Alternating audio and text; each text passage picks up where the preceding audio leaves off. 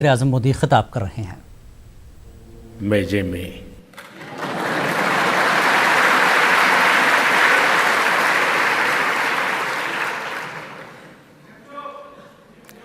भाइयों और बहनों, भारत और फ्रांस की मित्रता पूरी तरह से अटूट है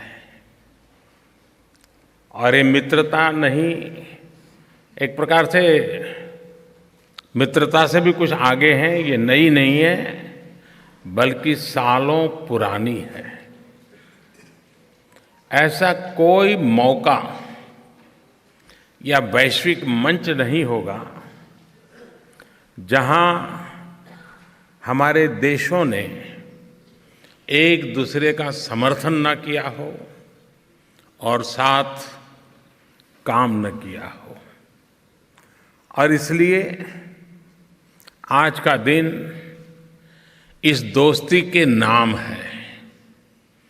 साथियों, अच्छी दोस्ती का मतलब ये है सुख दुख में एक दूसरे का साथ देना, चाहे जो भी परिस्थिति हो।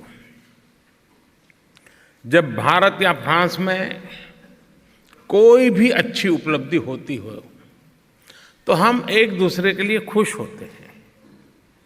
मुझे लगता है कि भारत में फ्रांस की फुटबॉल टीम के समर्थकों की संख्या शायद जितनी फ्रांस में है उससे भी ज्यादा भारत में होगी।